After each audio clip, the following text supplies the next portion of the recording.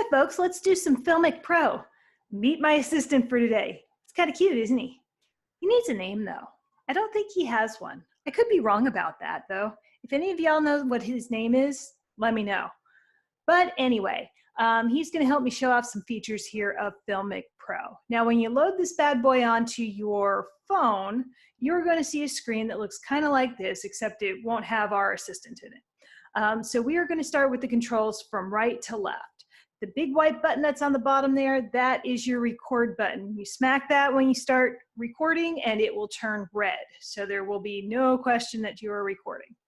The button next to that, the triangle, is the play button. So when you want to play back your clips to make sure the audio sounds good and that the video looks the way you think it does, that is where you will find those.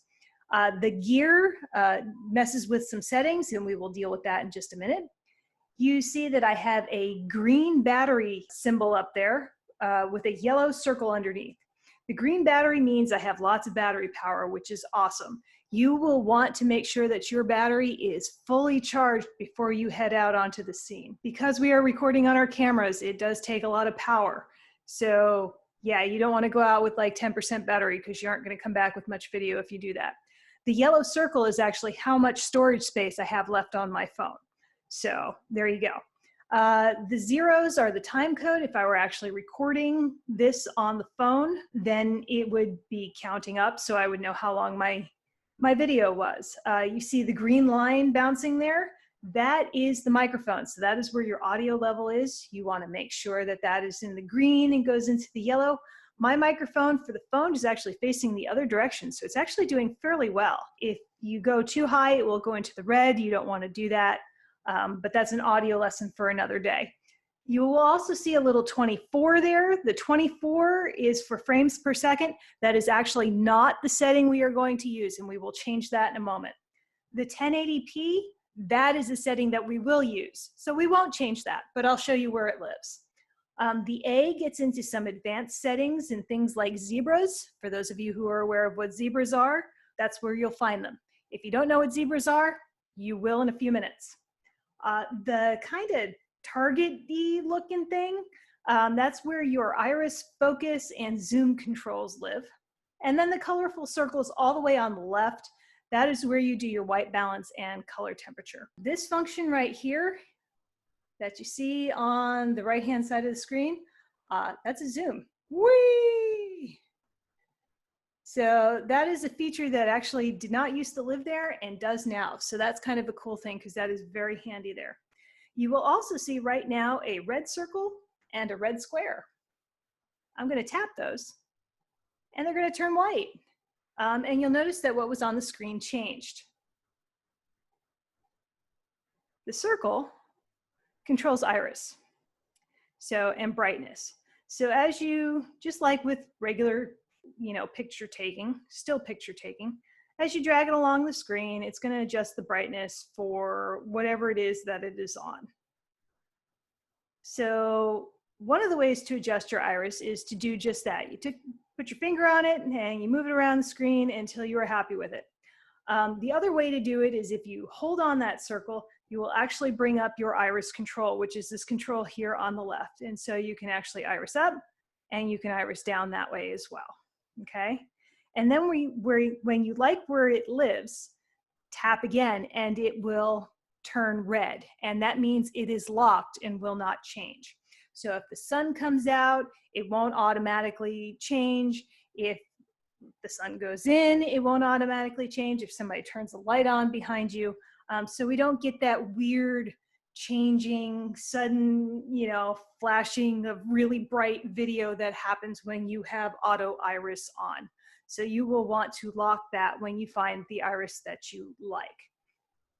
The square is actually a focus. Whee! So now, now his third eye is in focus. It's always a good thing to have, right? There's a joke in there somewhere. But anyway, just like before, you can have that so that that will always be the focus point regardless of what else is happening in the frame, okay? So it doesn't automatically change if a fly comes in and lands on your on your phone, right? And then all of a sudden the person that you're interviewing is no longer in focus. You can tap on that and it will hold that as well. Just like with the circle, if you hold your finger on the square, it will bring up focus and zoom control. Okay, so right now it's on focus, and so I can come in and I can make it so that that's out of focus. If I had something else that I wanted to focus on, I could do that. And then, so we can play with our focus there. If you wanted to do a rack focus effect, this is a little more advanced. You can actually set 2 points to do that, which is kind of nifty. But first, just get the basics down. And then your zoom control. And, same thing. Whee! You can, you know how zoom works. Remember, wide, medium, tight, super tight. You didn't think you would get through a video tutorial without me saying that, did you? Did you? Anyway, so flashbacks of 121 for most of you. For those of you who have not taken 121 yet and who are watching this in 121, you are going to see the words wide, medium, tight, super tight an awful lot in this class. Remember them because they make your video shooting that much better. So anyway, there you go. So you have focus control, you have zoom control. You can do it through squares, you can do it through circles. We give you all kinds of options on this. All right, so there you go. Those are the absolute basics. Now, to make anything go away, you generally tap the screen and stuff will fly off so it's no longer in your way so you can actually see what it is that you are recording. Let's go into settings real quick. Remember, that's the gear. And so this will pop up. I already said that 24 frames per second that is set up is not going to be what we use. So let's click on frame rate. So now you can see that we have a couple of options here. It says capture frames per second, and then it has a 24, 25, 30, 48, et cetera, et cetera. For news, we shoot in 30 frames per second. Generally for television, we shoot in 30 frames per second. That is kind of the standard here. So we can take that and just click on 30, and it will put your playback at 30 frames per second. Those larger numbers are for if you plan on doing slow-mo, but if you shoot all of your video with those larger numbers on, you might very well get some very jittery video, and you don't want that. So when you're shooting regular video, you will want to make sure that you are in capture frames per second 30. If you're shooting here like you will be for this class, please keep it on 30. So there you go. Now it is set and you're good. So in order to make that box go away, you tap anywhere else on the screen and it comes back. All right, audio. Let's talk audio real quick. If you have a microphone plugged into your camera other than just your phone cam, it will give you the option to pick that. Okay, so I have external microphone to go along with my camera microphone. The bottom setting, you have your choice of 44.1 or 48. We're going to keep that at 48. You want to make sure you are not in video only because you do want all of your natural sound, and boy, do you want to hear your video or hear your interviews. It would really suck to come back from an interview and not have any audio. This is why you will always want to check your recordings before you leave the scene to make sure that everything did what you think it was going to do. So on mine, I have it for my external shotgun mic because my little assistant is going to start singing later. And then 48 kilohertz. And then we're going to tap that again. Device. So we click on that. I like to put this on orientation lock. For your news videos, you will be doing these in horizontal mode. No vertical video for your TV videos, okay? If we get into doing things like Instagram stories later or Snap or whatever other social media promotion might happen, in the future, then we might be able to talk about vertical video. For our purposes in this class, you will be shooting horizontally.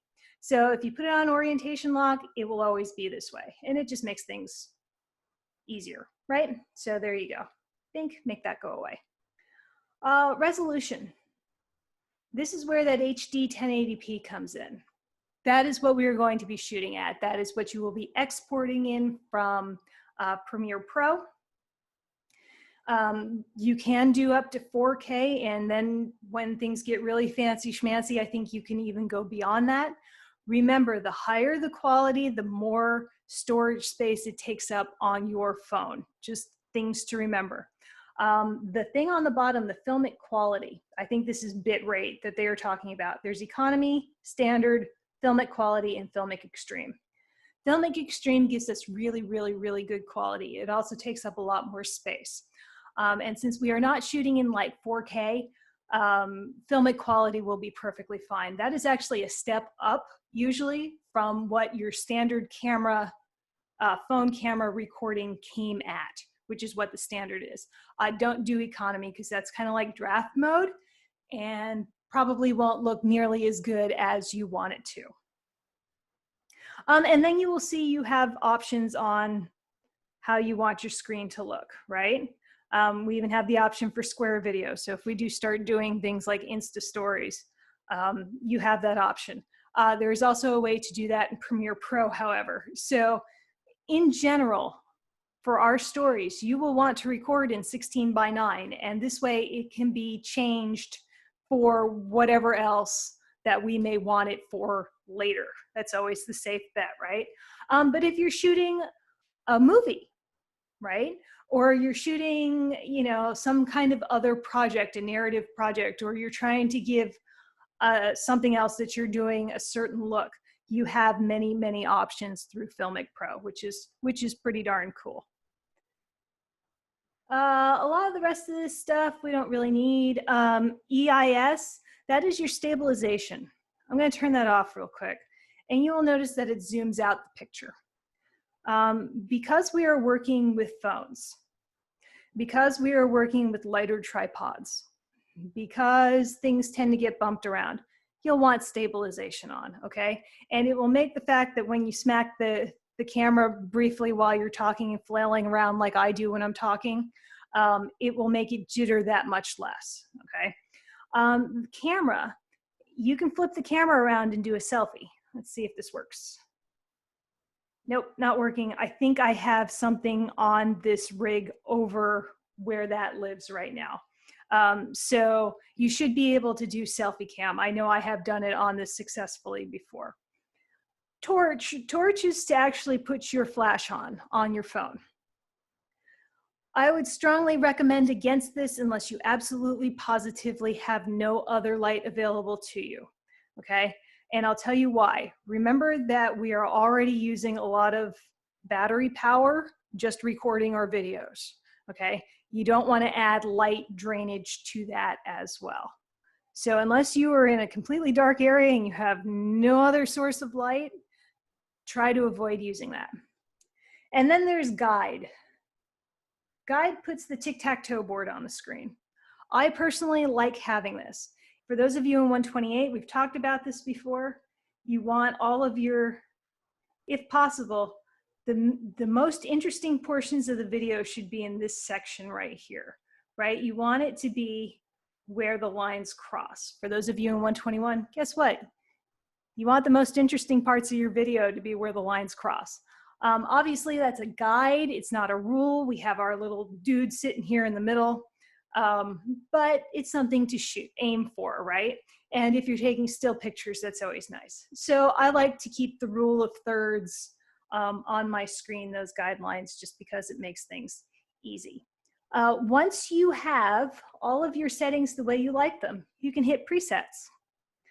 And then you can do save current values to preset. I already have a couple of them here, but when you click on that, you will be able to name your preset, and then that will be the way that the software always opens up. So you won't have to repick 30 frames per second every time you open up the app. It will already be there. You won't have to pick external or camera microphone because it will already be there. If things change, you can change them again. That's no big deal. And in fact, if you unplug your external microphone, I believe it automatically switches back to camera mode. It always has for mine. So there you go. So that's some of the settings. You can play around with some of the other things in here too. You can always go back to that reset to default settings, right? So that makes that easy. All right, and see, you can see that just us talking here, my battery is now down to yellow, okay? It has drained, and I am not even recording anything. I'm just babbling at you here. So what else do we have? We've already talked about the zoom and focus controls. And we've already talked about your iris control. White balance, that's what we need to talk about. So your colorful circles there on the end, that's where you adjust your white balance. And you will see here on the bottom right of that control, AWB still stands for auto white balance, just like it does on your camcorder. Okay, if it is blue, it will automatically white balance for you. Once it is white balanced and you like what it looks like, you will want to lock it. Okay, white balance is locked. You have two ways of locking your white balance. You can either lock it right after you do it, or you can have it continue to adjust white balancing until the time you hit record, at which time it will lock. That could come in handy if you are standing in a place and it's one of those days where the sun comes in, the sun goes out, the sun comes in, the sun goes out, you know, and that sort of thing. So it will adjust the white balance until you hit record, and then it will stay with that particular balance all the way through your interview or your B-roll or whatever it is that you're shooting. This way you're not getting color adjustments in the middle of your video that you are not controlling. You want as much manual control as possible. You don't want your phone and your camera doing things without your permission, okay? Because then you get back and you find that, oh my God, the iris suddenly blew up in the middle of my interview and I can't use that video anymore, right? You don't want that to happen. Or like I said before, a fly landed on my phone and the autofocus moved to the fly. So, you know, Joe Smith, who I was interviewing, is now in the background out of focus because the focus is now on the fly. You don't want any of that to happen. If you know you will be moving quickly, either because stuff is happening quickly or because you are running out of phone battery, which happens, and you know that some of your scenes are going to be inside and some of your scenes are going to be outside, you can set a white balance for inside and outside so that you can just shoot your video inside. And a lot of photogs do this for like courtroom scenes. I know we don't do that in this class, but future pro tip for you. A lot of photogs will set a white balance while they're outside before they go into the courtroom, and they will put that on like B, okay, option B there that you have. Then they will go inside and they will white balance inside the courtroom, and they will put that at preset A. And what that does is it allows them, after the trial is over and the guy walks outside, or the gal walks outside, or the lawyers walk outside, or the judge walks outside from inside the courtroom, they don't have to futz with the white balance. They can hit the preset, it will automatically go, and they can continue on their way, because when you're doing a walk and talk, it's happening whether you want it to or not. So they have learned that little trick. That's what those A and B are, so that you can set preset white balances. You also have white balance here for incandescent light, for sun, for clouds, and for, I guess that's fluorescent light, okay? So you do have options, and then you can always manually play with them too. So if you're doing something and you're looking for an effect, you can manually do that too. But in general, for our purposes here, you'll want to use auto white balance and then lock it. And my little dude is out of focus. Let's bring him back. There we go. Much better. So let's see, what else? What else have we not done? Oh, the A. There we go. We talked about, I mentioned zebras before. So with your iris, sometimes it's a little difficult to tell whether or not you're just a little too bright or maybe not quite bright enough. Things like zebras, whoops, let me get that out of the way. Things like zebras help. So what this does is, as you start playing with the iris, now I'm going to bring up my dial here, is you will see zebra stripes. That's why they're called zebras. The more red and white stripes you see on the screen, that means your iris is too hot. You need to bring it down. Okay, So now right about there is probably going to be pretty good, somewhere in this general area. Okay, you expect the whites of his eyes to be a little bit brighter than anything else. Now, if you take this and you bring it down too much, this one's kind of cool because it does blue as well. And this is telling you, hey, it's too dark. You need to open that iris back up. Okay, so, and then once you are done setting your iris, you tap it, whoops, and you, whoops, too many button pushes, and you turn it back off, and our little friend looks fun. The little pixels right next to it is another way of doing it, except it uses just straight color, right? So, you know, if that one works for you, great. I'm old school, I'm used to the zebras, so that's what I use. The sun kind of makes it look like you're doing a heat signature, which is kind of cool. This isn't quite the way I would do it, but you know, whatever works for you, right? And then the FP. This is kind of a nifty feature. This shows you all of the things that are in focus right now. Now, you don't have to have the FP on in order to do that. And in fact, and our iris is a little low, so let me bring that back up for him.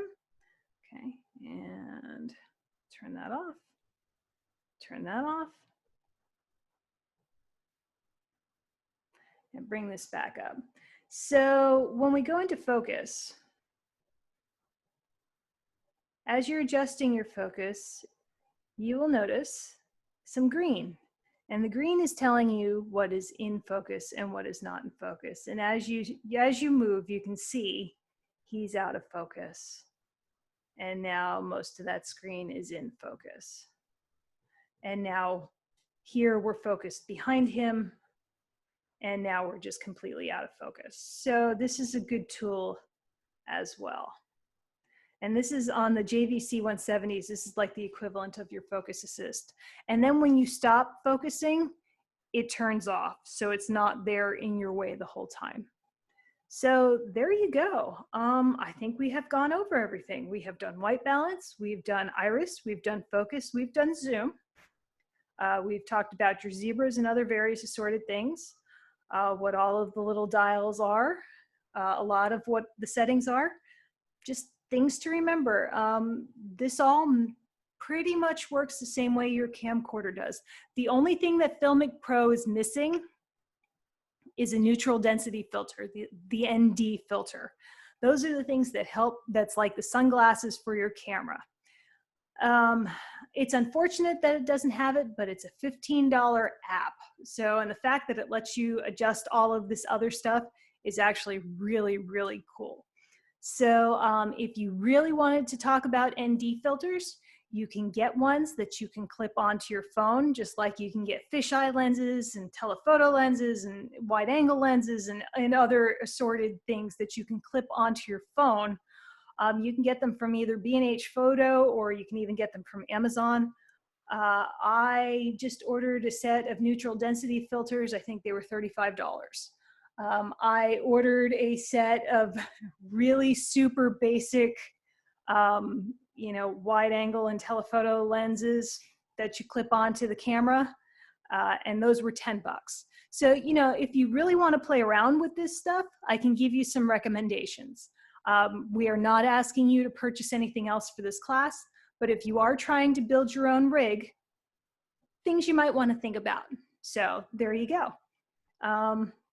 Yeah, so there is Filmic Pro. Always remember to hit record before you start doing your interviews or start collecting your B-roll. Please always use a tripod or some other form of rig that is usually on a tripod. Always use a microphone. All of the basic things. Always make sure you're in focus. Make sure your iris is right. Make sure you have white balanced. Yeah, all of the basic stuff that you do with a regular quote unquote regular camera.